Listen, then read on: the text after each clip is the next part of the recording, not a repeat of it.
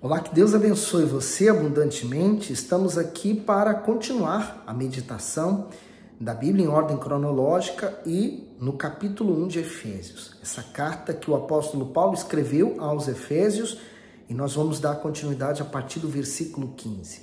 Se você tem gostado, não deixe de dar o seu gosto, de partilhar esse vídeo com mais pessoas. E como sempre nós, antes de ler a palavra de Deus, nós começamos com uma oração. Meu Deus, eu agradeço, Senhor, por poder meditar na Tua palavra e extrair dela o alimento que eu preciso. Quantas pessoas, mesmo tendo a Bíblia, não leem, mas nós estamos aqui, meu Pai, aplicados a meditar nela. Todos os dias nós tiramos esse tempinho para poder buscar em Ti essa fortaleza. E se essa pessoa que está me acompanhando, ela está fraca, que ela seja fortalecida. O que está caído seja levantado por essa palavra. Eu te dou graças e peço que o Senhor nos dê o teu Espírito para que ele abra e desperte o nosso entendimento para a tua palavra. Queremos ouvi-lo. Amém. Efésios 1:15. Por isso, ouvindo eu também a fé que entre vós há no Senhor Jesus e o vosso amor para com todos os santos, eu quero que as pessoas ouçam a minha fé, vejam a minha fé também nas minhas atitudes, né? Que eu seja um testemunho para elas e para a fé delas. No 16, não cesso de dar graças a Deus por vós, lembrando-me de vós nas minhas orações, para que o Deus de nosso Senhor Jesus Cristo, o Pai da glória, vos dê em seu conhecimento o espírito de sabedoria e de revelação. Comentário: lembrando-me de vós. Paulo escreveu essa carta aos Efésios cerca de 5 anos após a sua ida à cidade de Éfeso. Mesmo distante, o apóstolo continuava intercedendo a Deus por eles em suas orações. Certamente a igreja possuía muitas necessidades materiais, mas a ênfase de Paulo nas suas súplicas era em favor do crescimento espiritual, do conhecimento e da sabedoria do povo. Sabemos que uma oração feita com fé em prol de alguém é altamente eficaz. O povo hebreu, por exemplo, foi salvo da morte diversas vezes devido às intercessões de Moisés. Jó teve a vida transformada quando intercedeu pelos seus amigos. E o profeta Samuel considerava um pecado deixar de orar pelo povo de Israel. Portanto, a oração é capaz de livrar muitas pessoas de perigos iminentes, além de restaurar, quebrantar e trazer o perdido para perto de Deus. Então aqui está uma coisa que o apóstolo Paulo valorizava, né? O conhecimento, vos deu o seu conhecimento, né? O conhecimento de Deus, o espírito de sabedoria e de revelação, né? Esse espírito de sabedoria, ele vem com o Espírito Santo em nós. Esse conhecimento não basta, por exemplo, você ter o conhecimento teórico da Bíblia se não houver a prática, né? Por exemplo, Satanás, ele conhece a Bíblia, não porque ele leu, mas porque ele viveu todos os episódios que nela está escrito. Então, o diabo conhece bem a Bíblia, ele sabe o que nela está escrito, né? O desejo e a vontade de Deus para o ser humano, mas isso não muda a natureza dele satânica, né? Então, a questão do ser humano é a mesma coisa. Não adianta você saber a Bíblia se você não praticar o que ali está escrito. E seguindo para o 18, ele diz: tendo iluminado os olhos do vosso entendimento, para que saibais qual seja a esperança da sua vocação e quais as riquezas da glória da sua herança nos santos. O comentário do versículo 18: iluminados os olhos do entendimento. Os olhos humanos trazem a visão para o corpo físico, mas os olhos espirituais trazem a luz de Deus para dentro do ser humano. A oração de Paulo pelos Efésios tem um pedido especial. O apóstolo deseja que eles tenham um entendimento expandido a respeito das verdades sagradas. Somente assim, os efésios iriam valorizar o privilégio de terem sido escolhidos pelo Altíssimo, de serem participantes da sua glória e herdeiros da sua infinita herança na eternidade. Aqueles que têm esse entendimento jamais desprezarão a vida espiritual, nem se cansarão dos seus deveres como filho de Deus neste mundo.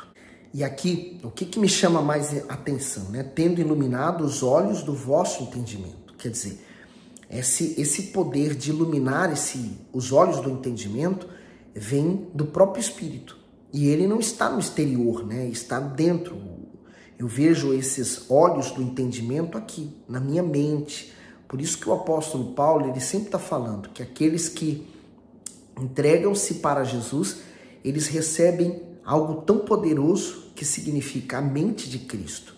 Tem pessoas que tiveram uma mente brilhante, né? Uma mente tão forte, pessoas inteligentíssimas, contribuíram para a ciência, para o avanço de tantas coisas importantes que nós temos hoje, mas elas morreram e aquela mente brilhante morreu com ela, diferente do Senhor Jesus e do Espírito Santo, porque quando nós nos entregamos para Ele, Ele nos concede essa mente, a mente de Cristo, né? Então, os olhos iluminados, para que eu saiba qual seja a esperança da minha vocação, né? Para que eu tenha uma direção para aquilo que eu vou fazer, né? E quais as riquezas da glória da sua herança nos santos. Quer dizer, a riqueza aqui não está materialmente especificada, é uma riqueza espiritual. Às vezes a pessoa ela é materialmente rica, né? Ela tem uma cabeça ótima para ganhar dinheiro, mas ela é totalmente leiga com os assuntos da fé. Mas também já vi pessoas que são totalmente inteligentes, sábias no quesito espiritual, não são apegadas aos bens materiais e os têm também. Então, a maior riqueza que você pode ter não está no campo físico, está no campo espiritual. 19. E qual a sobreexcelente grandeza do seu poder sobre nós, os que cremos segundo a operação da força do seu poder, que manifestou em Cristo, ressuscitando dentre os mortos e pondo-o à sua direita nos céus. Então, hoje, Deus tem o Senhor Jesus, né, à sua direita. É o poder que foi conferido ao Deus Filho e que hoje nós usamos essa autoridade quando exercemos o poder dele no nome dele. No 21. Acima de todo principado e poder e potestade e domínio e de todo nome que se nomeia, não só neste século, mas também no vindouro. E sujeitou todas as coisas a seus pés e sobre todas as coisas o constituiu como cabeça da igreja. O comentário do versículo 22 diz: sujeitou todas as coisas. A autoridade do Senhor Jesus é declarada como plena, absoluta e irrevogável no comando do universo. Diante disso, quem está debaixo dessa autoridade?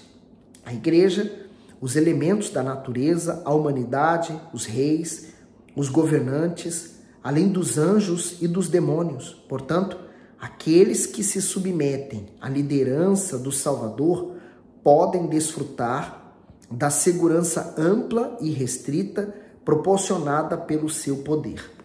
Isso aqui eu acho tão fabuloso, né? Porque ele fala acima de todos os principados. Quer dizer, o Senhor Jesus, ele está acima de qualquer espírito maligno neste mundo, ou nome que se nomeie, e que possa vir no futuro ser, né? E ele sujeitou todas as coisas aos seus pés. E sobre todas as coisas o constitui como cabeça. Quer dizer, Deus, ele é o líder, ele é o principal. No 23, que é o seu corpo, a plenitude daquele que cumpre tudo em todos. O comentário do 22 e 23, cabeça da igreja. A cabeça do Salvador, que foi coroada de espinho como forma de humilhação, agora está coroada pelo Pai com autoridade suprema sobre tudo e sobre todos. A igreja é especificada no texto porque ela foi dada exclusivamente ao Filho de Deus. O Altíssimo denominou a igreja como corpo, portanto, está totalmente sujeita à cabeça, que é o Senhor Jesus. Assim como os membros de um corpo precisam estar perfeitamente unidos à cabeça, porque dela vem o comando. A igreja deve manter comunhão e submissão total ao Senhor.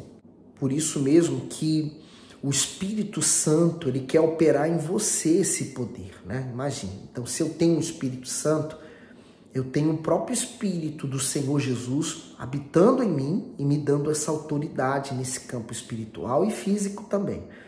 Agora nós vamos para Efésios capítulo 2. E vos vivificou, estando vós mortos em ofensas e pecados. O comentário diz assim: vos vivificou, estando vós mortos.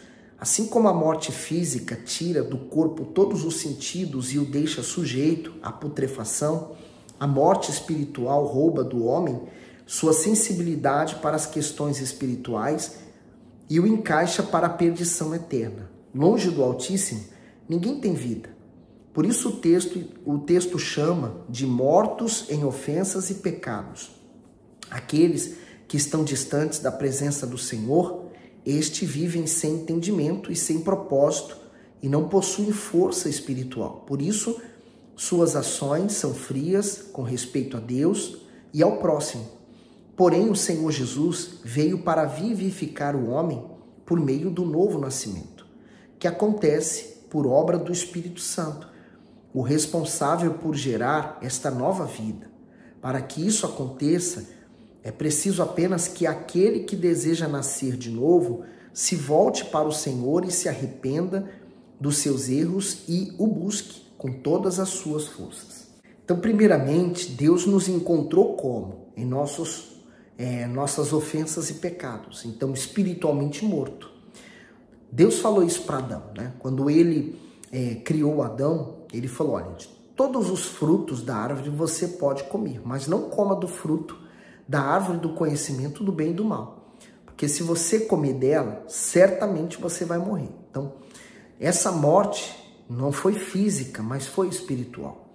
Essa morte, ela quebra a conexão que nós temos com Deus. E ela faz com que o ser humano viva independente, né? E aí vem o que nós vemos hoje, né? A maldade. O ser humano, ele é cheio de maldade, ele é cheio de perversidade, ele é cheio de corrupção. Então, o ser humano, enquanto ele viver longe, afastado da presença de Deus, ele vai viver como se fosse um bicho, né? Mas quando o Senhor Jesus nos resgata, como está aqui, e vos vivificou, ele nos traz vida. Ele quer que você e eu, nós tenhamos vida. É essa vida, a vida do Espírito, que ele quer que você viva. Aí ele continua no 2. E em que noutro tempo andaste segundo o curso deste mundo, segundo o príncipe das potestades do ar, do espírito que agora opera nos filhos da desobediência. Então, por exemplo, o Senhor Jesus, ele disse o seguinte, né? Que o reino de Deus, ele não tem uma visível aparência, mas ele está dentro de nós. Então, se o reino de Deus está dentro de uma pessoa, e enquanto ela não tiver esse reino dentro dela, vai haver outro reino, o reino das trevas. Então, aí se explica por que a pessoa andou segundo o curso deste mundo, né? Esse mundo, ele é guiado pelo espírito das trevas, né? O príncipe das potestades do ar. O espírito que agora opera nos filhos da desobediência. Porque Adão foi desobediente. Enquanto a pessoa não se voltar para Jesus, então ela continua sendo um filho da desobediência. E dando condições ou espaço para que o mal venha atuar na vida dela. No 3, entre os quais todos nós também antes andávamos nos desejos da nossa carne, fazendo a vontade da carne e dos pensamentos, e éramos por natureza filhos da ira como os outros também.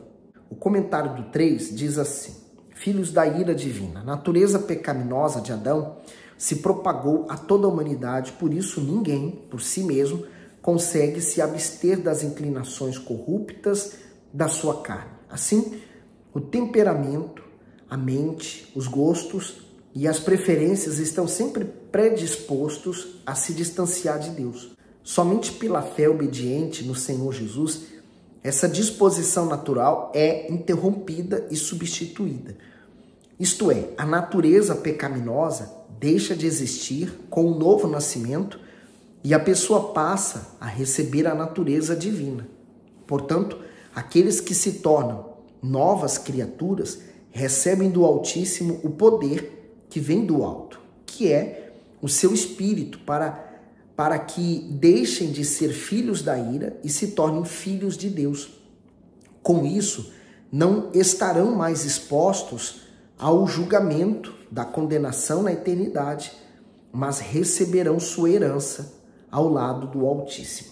E enquanto o ser humano não renascer de Deus, né, quer dizer, ele ter um novo nascimento, ele vai continuar andando segundo os desejos da sua carne, quer dizer, a sua própria vontade. E a nossa vontade, ela vai ser contrária à vontade de Deus. Então, fazendo a vontade da carne e dos pensamentos. Por exemplo, o próprio Senhor Jesus falou que do coração procedem os maus pensamentos, né? As más intenções, o adultério, a mentira, enfim, o ódio. Tudo isso provém de dentro de nós. Agora, você imagina, né? O ser humano, ele consegue produzir o que é mal dentro dele. E éramos, por natureza, filhos da ira, como os outros também. Quer dizer, o filho da ira significa dizer que está destinado ao fim perpétuo. E aí, quando falamos de fim, a pessoa morre, acabou, então acabou a vida dela. Não, a alma dela vai continuar vivendo. Sabe por quê? Deus, ele não cria nada para durar um tempo, mas para ser eterno. O corpo realmente nosso não vai ser eterno, mas a alma vai. Então, nós somos uma alma que temos um corpo para viver neste mundo, mas teremos um novo corpo para viver na eternidade, ou com Deus, na eternidade com Deus, né?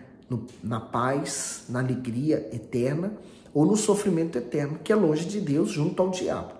No 4, mas Deus, que é riquíssimo em misericórdia, pelo seu muito amor com que nos amou, estando nós ainda mortos em nossas ofensas, nos vivificou juntamente com Cristo, pela graça sois salvos. Comentário do 4, Deus é riquíssimo em misericórdia. Isso significa que, além de o Senhor ser rico em compaixão, esse atributo é superabundante nele. A misericórdia divina se manifesta constantemente, mas sua maior expressão se deu quando o Altíssimo ofereceu seu Filho unigênito para morrer na cruz. Devido a isso, aqueles que creem nele se livram da condenação eterna. Os efeitos dessa riquíssima benevolência são demonstrados antes do pecador se converter e durante toda a sua vida. Porém, isso não quer dizer que pelo fato de Deus ser misericordioso, as pessoas podem pecar à vontade ou viver de forma como desejam. E esse ensinamento é totalmente contrário ao que diz o texto sagrado. Isto é, quem não abandonar a velha vida de pecados não se rende ao Senhor Jesus e não se santifica, de forma alguma verá a Deus. Isso me fez lembrar de um desenho em que o homem estava pendurado por uma corda, segurando com uma mão, e na outra ele segurava um saco de riquezas, né? E a pessoa que estava tentando salvá-lo dizia, olha, solta esse saco para que a gente possa subir você. E ele, agarrado àquilo que ele tinha, ele não quis soltar, né? E morreu naquela situação, naquela circunstância. Então, assim também, se você pegar a corda da salvação, que é Jesus, ele só pode puxar você, e somente você, se você soltar o que você está segurando, né? Tem até um vídeo engraçado, né, que é dos macacos, que há um recipiente em que ele tem coisas lá dentro que se ele pegar, ele vai gostar. Só que a mão dele, né, a mão do macaco, ela entra dentro daquele objeto e ele agarra o que está lá dentro. E se ele fechar as mãos, a mão dele já não sai mais. Então, a mão dele só sai se ele abrir e soltar. Então, ele fica com aquele objeto e lutando. E aí, os caçadores de macacos conseguem pegar eles, porque eles não soltam de jeito nenhum. Quer dizer, a liberdade deles está condicionada ao soltar. E quantas pessoas a mesma coisa, né? Elas estão agarradas à vida que elas têm, ao pecado que elas cometem, às coisas que ela faz, à mágoa que elas carregam, mas não querem soltar. E não depende de Deus, né? Depende só dela. No 7, para mostrar nos séculos vindouros as abundantes riquezas da sua graça pela sua benignidade para conosco em Cristo Jesus. Quer dizer, a pessoa perde agora, mas para ganhar lá na frente. É como, por exemplo, imagine, né? Você descobre que você é o único herdeiro de um homem trilionário, mas você só vai receber essa herança daqui a um ano. Então, como é que você viveria? Preocupado com as coisas, agarrado às coisas materiais? Não, você viveria tranquilo, porque você saberia que daqui a um ano você teria aquilo tudo. Então, assim nós vivemos os salvos, né? Nós vivemos neste mundo, caminhamos nele, lutamos, trabalhamos, nos esforçamos, mas não nos agarramos a nada deste mundo, porque nós sabemos que o que vamos receber na eternidade é o que ele falou aqui, para mostrar nos séculos vindouros as abundantes riquezas da sua graça pela sua benignidade para conosco em Cristo Jesus, que vamos receber muito maior e muito mais abundante. E aí eu vou dar continuidade à leitura desse texto a partir do versículo 8 no próximo vídeo, porque aqui tem algo muito importante sobre a fé, né? Nós queremos ser salvos, mas é salvos pela fé. Bom, a gente vai explicar no próximo vídeo. Que Deus continue abençoando você, iluminando a sua vida e até, claro, próximo vídeo.